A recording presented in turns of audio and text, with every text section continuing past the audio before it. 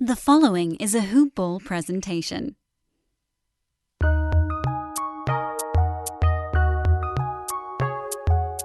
Welcome to the Fantasy NBA Today podcast.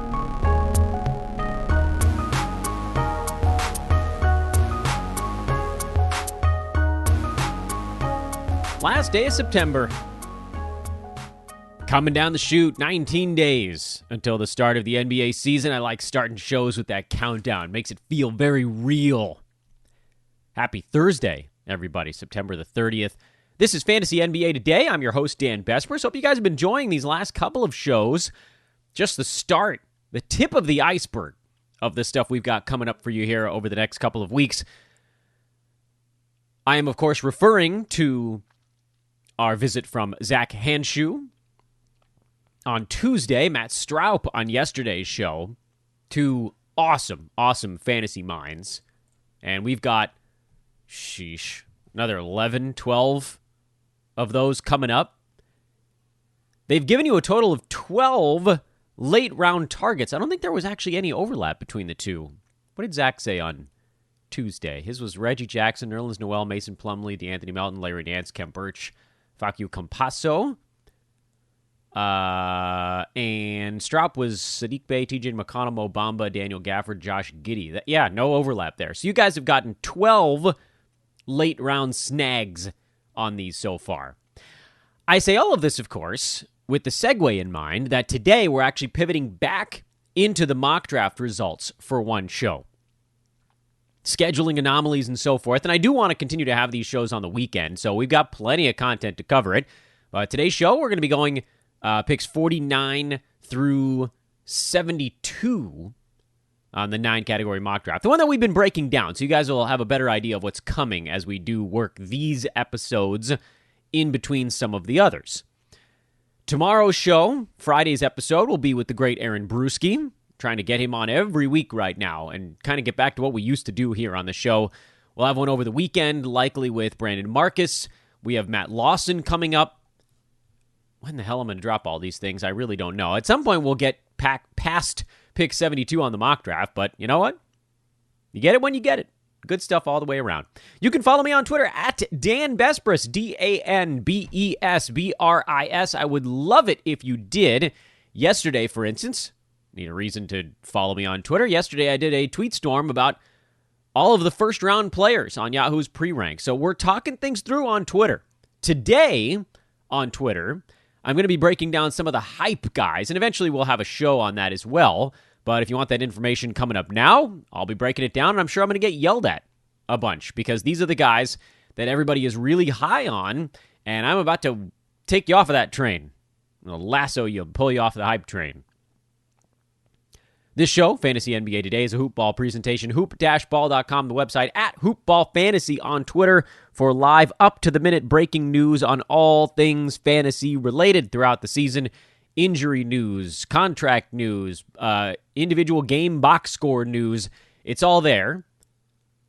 For instance, the latest piece of news that broke just 2 minutes before we went on air is that Clint Capella has not participated in a live practice yet. Apparently, he's dealing with a slightly sore Achilles. Mitchell Robinson, unavailable. His availability is uncertain for opening night, which is something we mentioned a little bit back. So all that stuff at Hoop Ball Fantasy. This is, yes, a promo, but also it's something you need to be following so you can get your damn fantasy information really, really fast. Let's jump into the mock draft results, and I've got other promo things I'm going to hit you with later in the show, but I wanted to keep this opening relatively brief. We left off at the end of round 4, which was DeJounte Murray, pick 48 in this mock. That went to Mike Barner. Opening up round 5 at pick 49 was Chris Middleton, which is just an unbelievable value. I don't know, really I don't think that he's going to fall this far in most drafts. Some of it is the user interface that you're dealing with, where this mock draft took place on Fantrax, and Middleton wasn't ranked all that high, so it took a while for him to kind of move into view for a lot of folks. And then also, when you got a mock of a bunch of analysts, everybody sort of got their board that they're working off of, and everybody's probably got Middleton somewhere on their board, but they don't expect him to be floating around, it's like, well, I kind of want to take this guy that I've been eyeballing anyway. Middleton is a 32. That's his Yahoo pre-rank this year. So again, I bring you this number 49 with the very large caveat that he's probably not going to be there at 49. His ADP, by the way, is 33.5 right now. So those are pretty well bunched, and I don't think you should expect to get him at this point. That said, if we're breaking down just this mock draft, it's a massive steal for a guy who last year was not only solid at number 41 on a per-game basis, also played in 68 out of 72 regular season games, and has, but for one catastrophic injury, been quite durable in his NBA career because it doesn't jump that much. Set shot, set rebounder, not hyper lightning fast. Those guys do tend to deal with the bumps and bruises of the season a little bit better than the guys that need to be 5 feet in the air to do what they do. He doesn't. He's a wing that doesn't need to fly. Ha. Didn't mean to do that. Anyway, I like Middleton. I don't know that I would go much earlier than his per-game mark last year of right around 40. You could see maybe the field goal percent tick up from 47.5 to 48 and change. We've seen him get to that 50% plateau before. But the other stuff is pretty well locked in. And they won the championship, so I don't really know why he would need to play 95% of his games like he did last season. So maybe ever so slight downward click on him. But even if he just plays a league average number of games and his per-game mark is still around 40, he then still beats this pick near 50. Pick number 50 was Tyrese Halliburton. And I said before, I'm not going to give the team names in general. I don't know. Sometimes I just mention them in passing. I didn't mean to. Tyrese Halliburton went at pick number 50. That's pretty reasonable for him. He was a bit behind that on a per-game basis last year at number 65. Also missed 14 ball games. But I think you do have to assume he's going to get a little bit better this year. And when I say better, I just mean more of a focal point. Last year, the Kings' focal points sort of worked down a priority totem pole. Darren Fox, Harrison Barnes, Buddy Hield. Tyrese Halliburton was, I'm going to say he's getting scraps because, you know, he became a big role player kind of on that team, but he's part of their future. And a couple of those names I just mentioned, not really part of the future with this team. So give him a little bit more juice in the pants.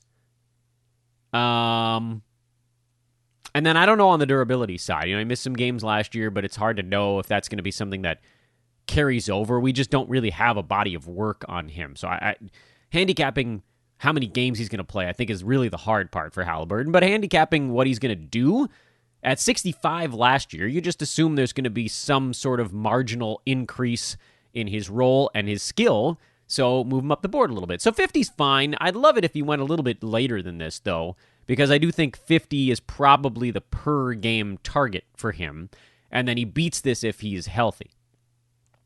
Chris Boucher at 51. I don't think you need to take him at 51. I don't have a huge problem with taking him at 51, other than, again, I don't think you have to. So it's that kind of... It's a hard thing to explain. We do it all the time on this podcast. It's just about creating a value pocket. He's going at 59 in Yahoo leagues right now. His ADP is 59. His pre-rank is 68, so he may even slide a little bit. And there are a bunch of centers in Toronto. Boucher, Khem Birch, Precious Achua, Pascal Siakam can slide up and play the 5, although I think he'll probably do less of that this year because they do have 3 other actual centers on the roster. But we need to remember that Boucher did his damage last season, which, mind you, was quite a lot. He was number 40 last year in 24 minutes per game. Do we think he can get to 24? I really do. Do we think that any of his stuff kind of dials back? Can he be in better defensive positioning? Maybe he's not going to get 2 blocks in 24 minutes. Yeah, it's conceivable, but he's just a fantasy monster when he's on the floor. 51 as a draft spot scares me, because there are all those threats to his playing time that Aaron Baines simply wasn't last year.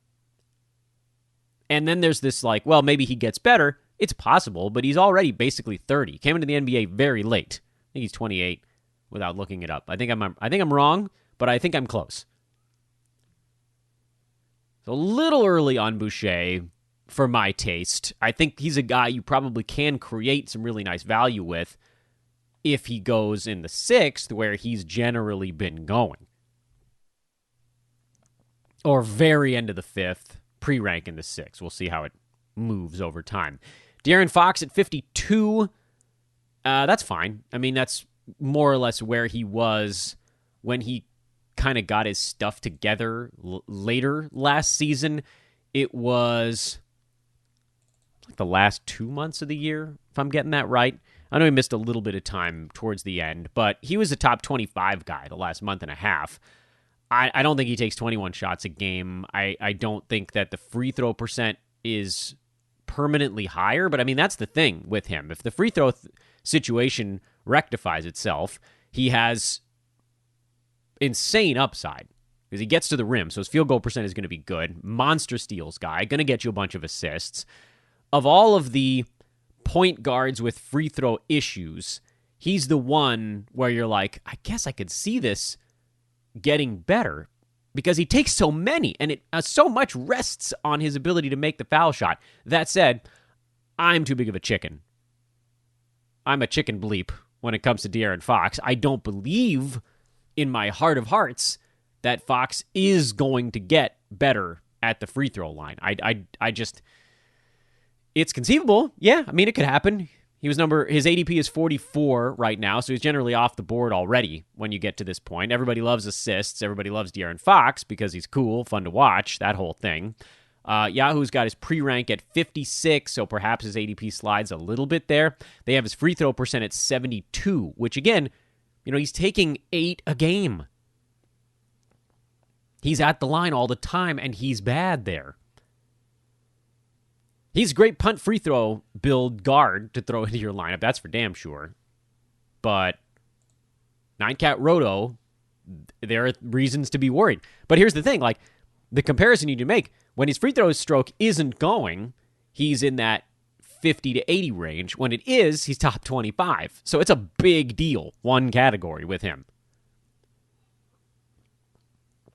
And it's easy to look at 72% and think, well, that's not that bad. Yeah, it's horrible when you're taking almost 10 a ball game.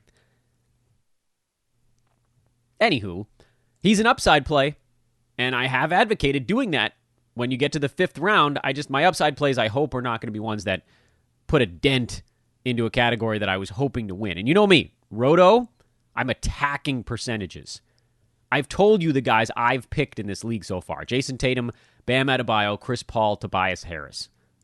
My team is good in percentages after those dudes. Tatum, not the best at field goal percent.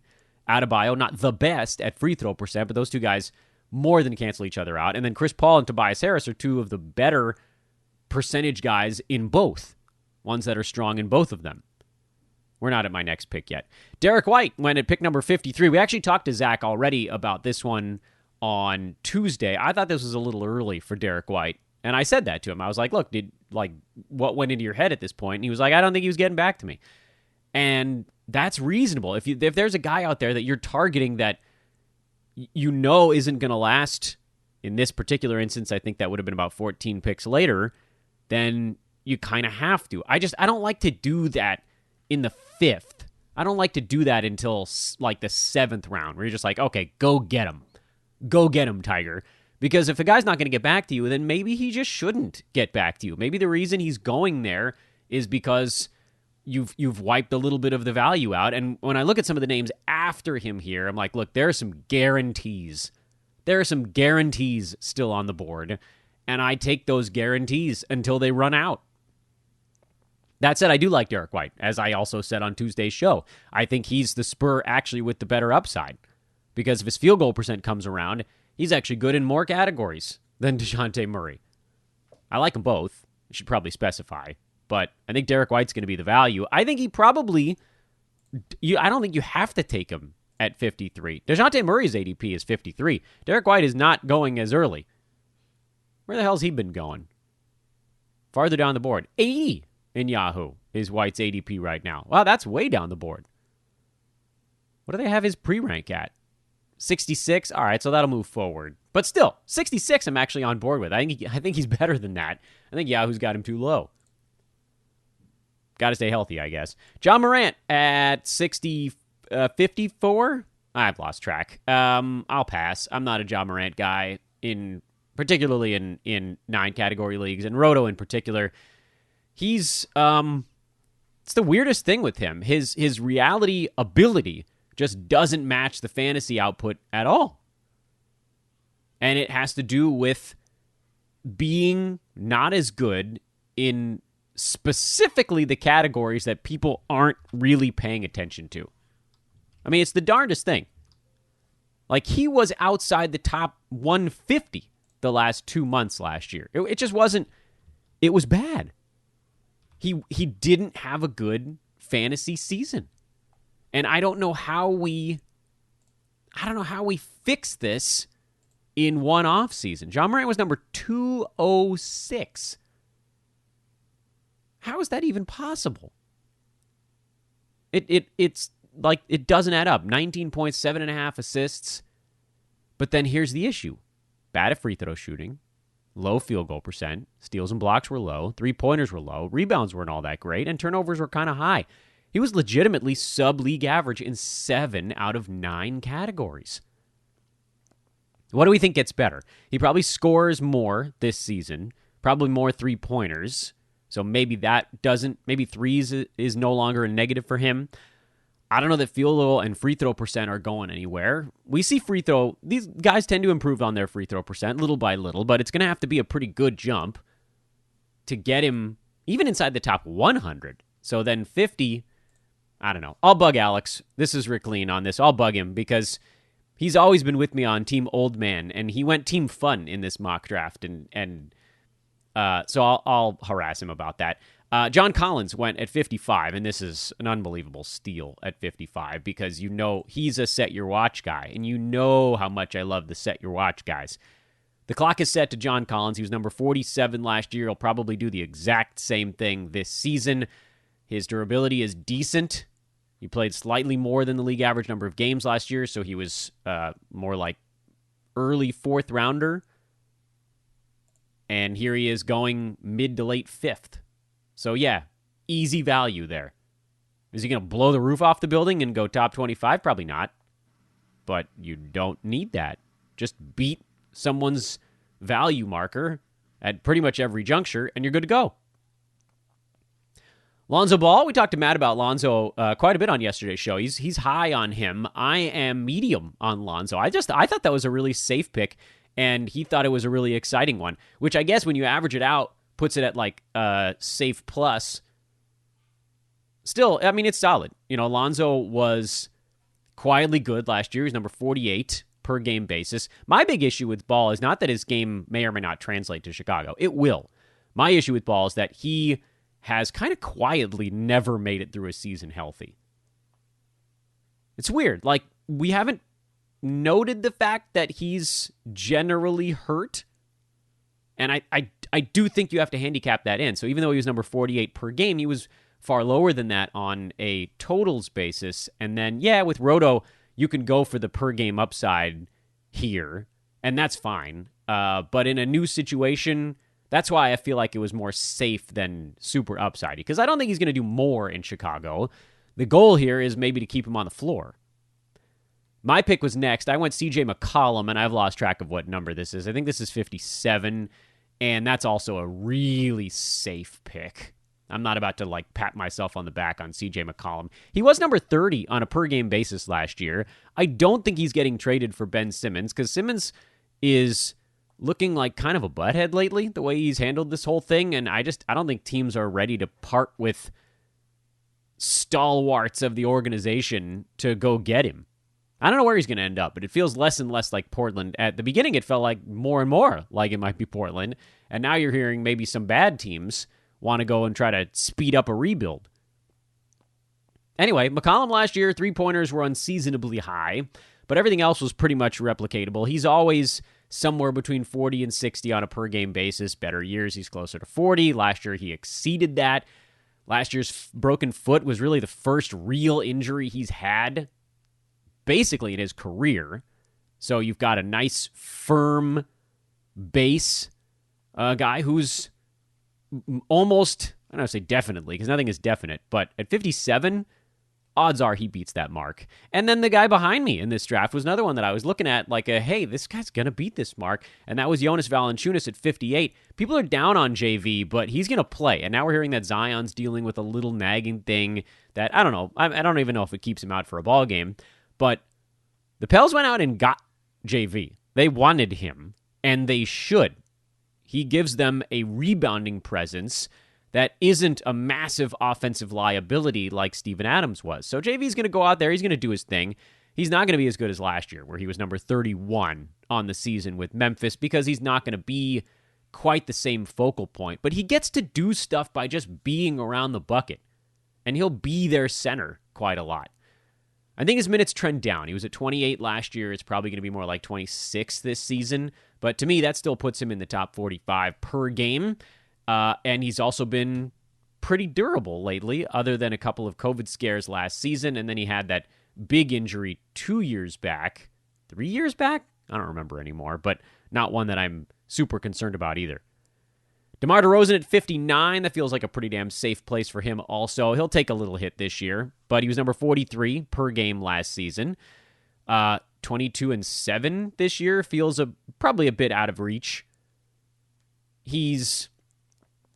I've heard people say, well, he only took 15 shots last year. Yeah, but 7.5 free throws, so you kind of have to roll that all together. He just won't quite have the same number of possessions with the ball starting in his hands. He's not going to be the primary orchestrator for this team. So you have to assume there's some drop-off, but 2 rounds of drop-off is kind of what we're talking about here, which means he'll be fine. I mean, him going around 60, I think he's going to play. There won't be that many rest days as Chicago tries to make a little bit of a push. I think he'll be excited to be on a team that's more on the upswing as opposed to the Spurs, which are in the headed into rebuild mode, and that can be a good thing also. I think it'll be a nice season for DeMar. Do I think the rules are going to change his free throw number? Not that much. He tends to get there through non-nefarious means. The free throw stuff is going to impact more three-point shooters and like Trae Young. But again, I mean, DeMar, if you take the ball out of his hands a couple of possessions, that means the points will come down. He'll probably be under 20 this year. Assists will probably not be 7, maybe more like 5.5 to 6. And that matters. But, 1 to 2 rounds, not like 4. So, yeah, good with this one. Pascal Siakam went at 60. I'm not drafting him. We don't really have a great timetable. If you can weather it, I guess, but you know me. Don't draft injured guys. In Roto, you can get away with it a little bit better than head-to-head because of the games cap, and then when when Siakam comes back, he's going to be much better than this. I think I would probably consider Pascal if he hits 70. 61, Darius Garland. I'm the lone outpost on this one, and I know it. Maybe everybody else is right, and I am wrong, but I am not fully on the Darius Garland freight train yet. I think we're very much in the process of pricing him out. And I want to make sure you guys understand what that means. It doesn't mean that he's not going to get better, meaning he's going to be better this year. Because he was number 123 last season, but down the stretch, he was quite good. There's no arguing that point. However, things to note that made him very good down the stretch. Garland, number 100 over the last 2 months of the season. And over the last month, he was actually even better than that. He was right around number 52. Over that last month, his last 15 games, he scored 20 points, 7 assists, 2.5 3-pointers, 1.5 steals, 48% shooting, and 88% at the free throw line. Those numbers, by the way, really sound like a guy who should have been better than top 50. But again, it compares him to everybody else's last 15 games in the league, so it's a pretty cut and dry way to rank basketball players. Here's the issue, and there's a couple of them, actually.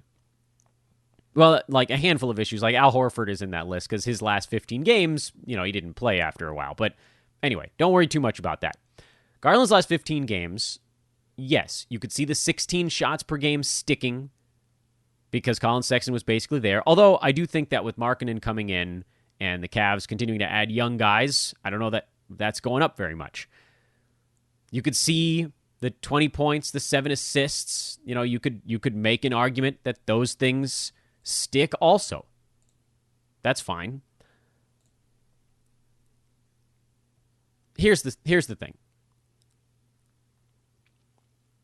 Over most of the season, he was at about 1.1 steals in starters minutes. And then down the stretch, it jumped up to 1.5.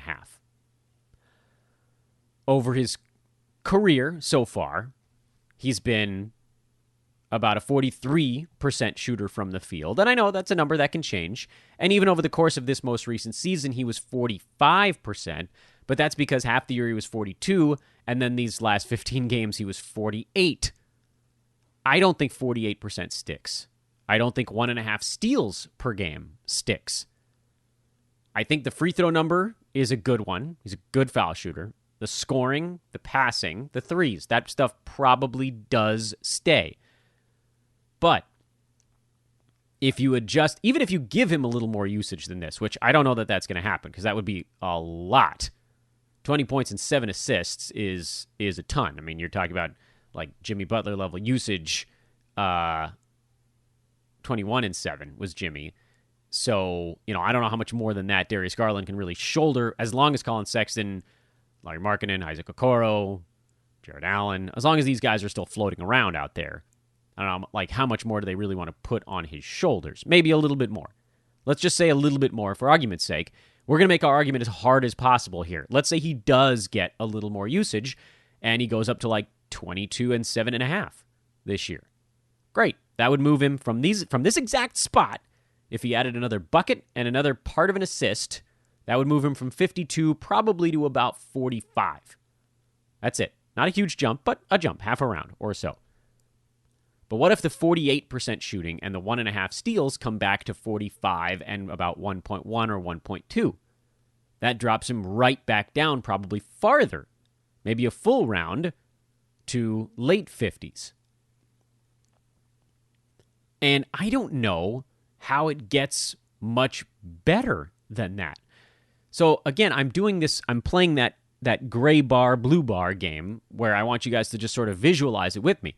The ways that this goes sour do exist. They're not super obvious, but basically it's like if the field goal percent goes back down to 42, let's say turnovers get out of control or something like that, the bottom could fall out a little bit.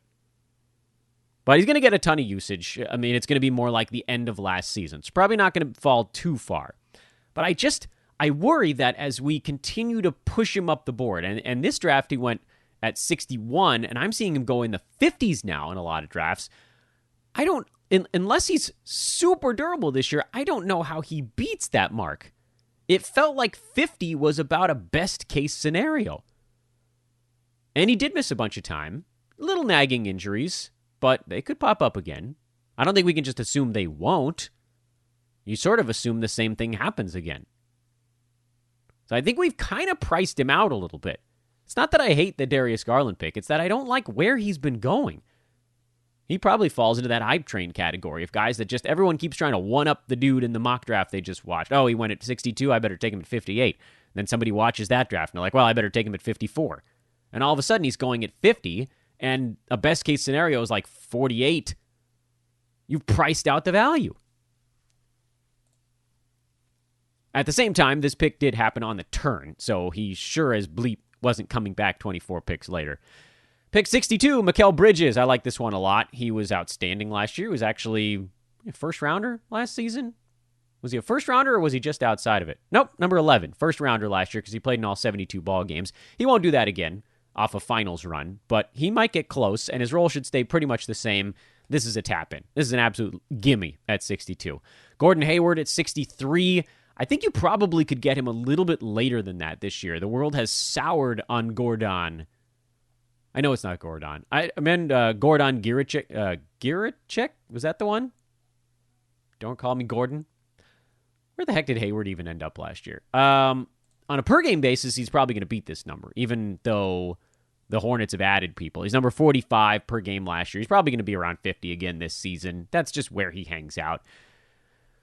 And we keep saying, well, he has these big injuries every year. That can't keep happening, and yet it keeps happening. I like Hayward, actually, quite a lot in Roto. Great Roto game. His ADP is 71, by the way, something to keep in mind. And his Yahoo rank is 62. So he's probably going to get drafted somewhere between 62 and 71, which means he's probably not coming back. You guys know I like my risks. I don't know if I trust the Hayward risk in that range. I was really hoping he'd be about 10 picks later. I know that's splitting hairs, but that's how I am. Draymond Green, this was my pick in the 6th round, which is now, what the hell are we at? 64? Yeah, maybe a little early on Draymond, but I actually don't care because he was number 56 per game last year and was getting better as the season went on. He was like number 95, 110 range for the first month, and then he was basically like number 35 the rest of the season. And I just don't see a reason why he wouldn't be that guy again this year. James Wiseman, he'll play a little bit more, but it's not going to change the dynamic out there. The Warriors need Draymond's defense and passing. They're just better when he's their big man. His steals are great. His blocks are solid. His assists, his rebounds are hyper elite or his assists at least are hyper elite for a center. His rebounds are solid, and he just doesn't score. So you have to be okay with that fact. And I always am in Roto. So again, I feel like this is another set your clock guy that was just sort of falling too far, and I'd love it if he fell even further.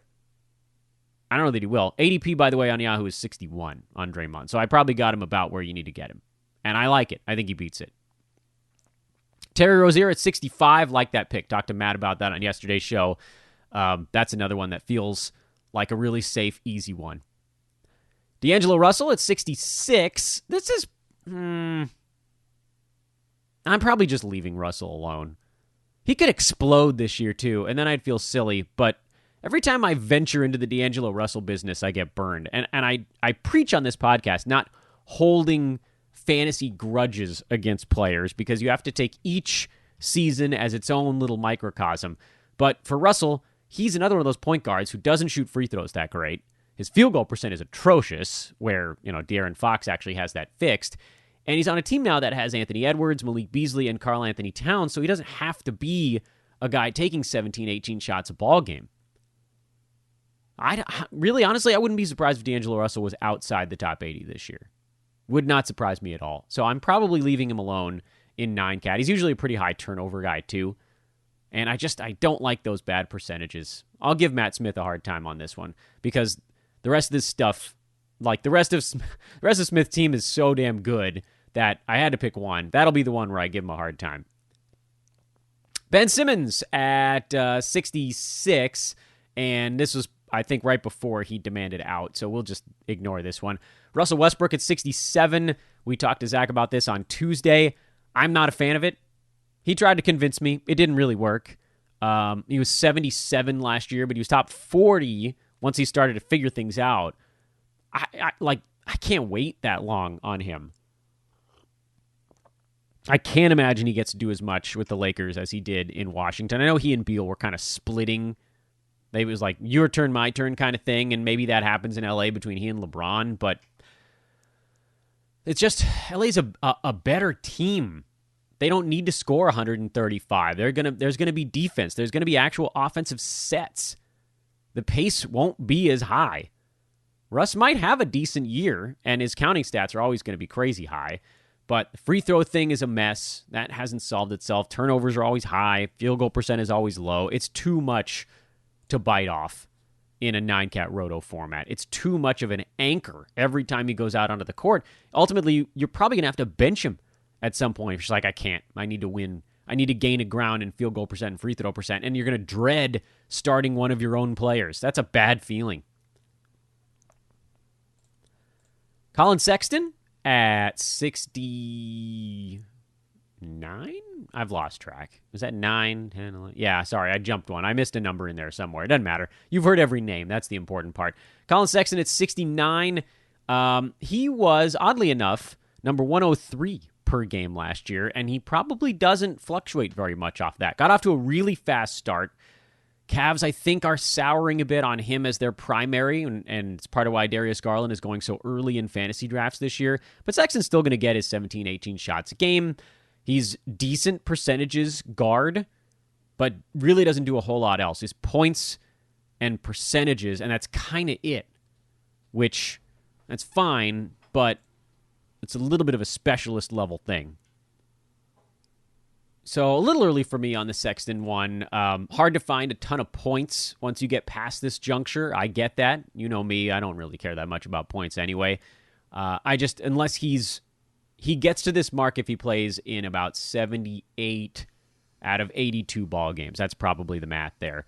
Nikhil Alexander-Walker at pick number 70. I'm not about this one. And I didn't see enough of his game to imagine him getting this high. And he's probably the starting shooting guard on the Pels, and that's great and all.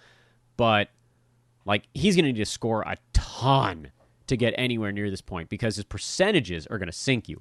And it's that same thing again in Roto. You just can't have a guy who's bad in both unless they're hyper elite in something else. I know you're like, Dan, you just drafted Draymond Green, who's not good in either percentages. Yeah, but he also doesn't shoot at all. So it's like bad percentages on 6 shots a game and 1.5 free throws. So it has no impact. It's all about weighted averages here. So no, I'll hard pass on Nikhil Alexander-Walker. I'm very much down on that. Now, a lot of these names that I'm down on are points league targets. If you're in a points league, a lot of what I'm saying right now doesn't make any sense, but this is a 9-cat Roto mock we're breaking down. Malcolm Brogdon at 71. That's a great spot to get Brogdon. I am not a big Brogdon target guy because he's been super beat up in his time in Indiana, and his percentage, namely field goal in particular, has suffered. But he was number 52 per game last year. Pacers are dealing with injuries left and right. Karis LeVert, stress fracture. We don't know what that's going to cost him. TJ Warren still not back and not right. Brogdon's going to be inside the top 65, most likely on a per-game basis. So in Roto, we're now getting to that point where you want to target the guys that can push the ball forward, even if they're going to miss 18 games. I don't care. Brogdon misses 15 games. Who gives a crap? We're late enough now, late in the 6th, we're almost into the 7th, where you want the per-game guys, the guys that are, when you use a games cap on them, 1 out of 820 or whatever you've set it at, it needs to count. Don't tread water. Push it forward. Float. Swim ahead. Whatever. Hey, before we do the very last pick of the 6th round and put a bow on today's 2 rounds of mock draft recap, I want to remind all of you guys, Hoop Ball leagues are open and Hoop Ball is recruiting. Please hold those 2 thoughts in your head at the same time. Hoop Ball leagues, we got 9-cat head-to-head Roto, cash leagues, free leagues, we have daily leagues, we have weekly leagues. Hit me up. We are at 19 right now. We did 22 last year, and we still have almost 3 weeks to go. Drafts for most of these will be happening on October the 9th, so that's coming up a bit quicker because they're slow drafts, because all of you guys are across the world. So please, hit me up now. We're really sort of on kind of last call. Now, if a bunch of you guys all came to me on like October 8th, and 12 of you wanted to start a head-to-head league, we do it, and we just do the draft like a day later or something. But we'd love to try to finalize these things, get them all set. Don't wait, because if you end up on a wait list and it doesn't get to 12 teams, we're not going to open that next league. So this is your call. Hit me up on Twitter at Dan Besbris, DanBesbris, or email teamhoopball@hoop-ball.com. On the recruiting side, a bunch of you guys reached out over the last 2 days. That's awesome. We are looking for fantasy writers, DFS writers. If you're into betting, I guess that's most of you guys that are into betting have already talked to me, but perhaps a few of you now listening for the first time. If you want this to be the start of your new career, let me know. Entry-level stuff at basically every part of the site. Again, fantasy writing, you'd start covering the wire. It's really intense and really cool.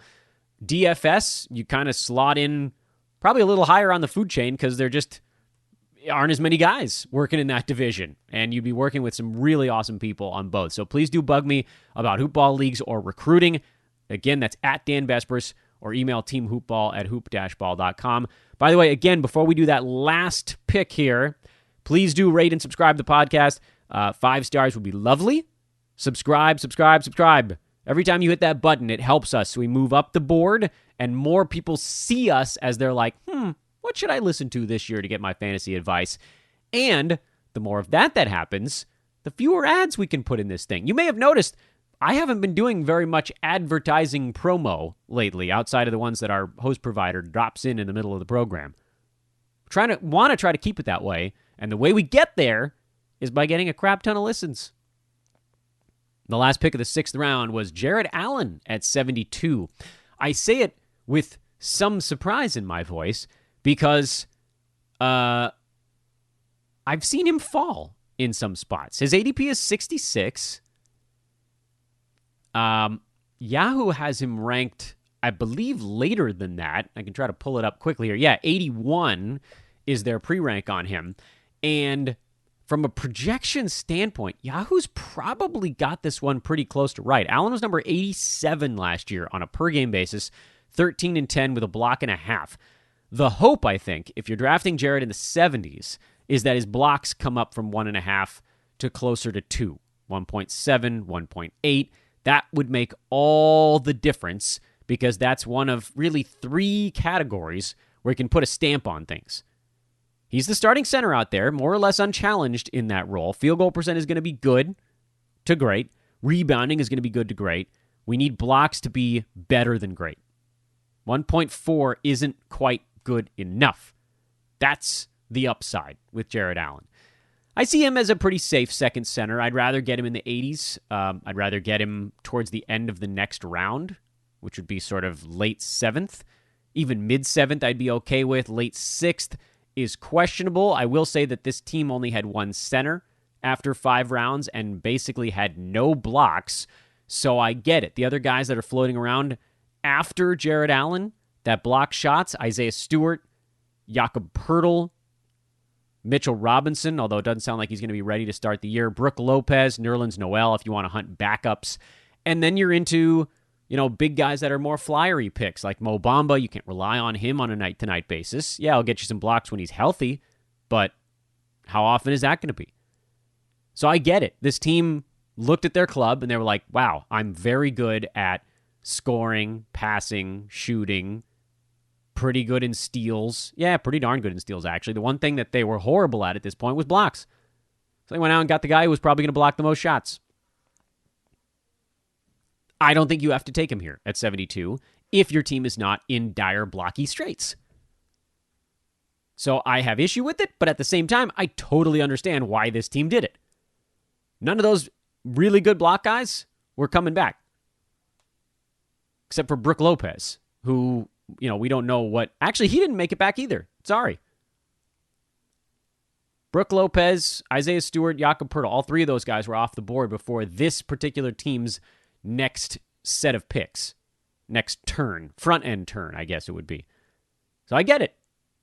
If you find yourself in that spot, those are your choices.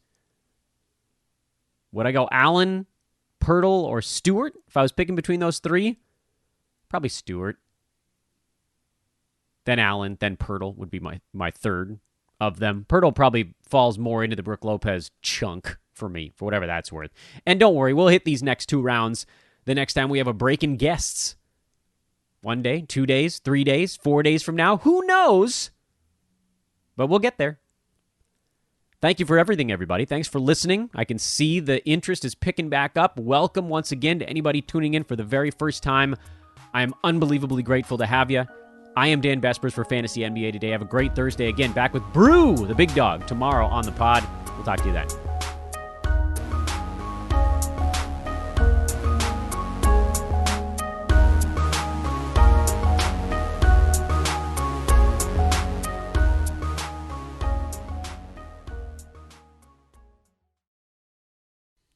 This has been a Hoop Ball presentation.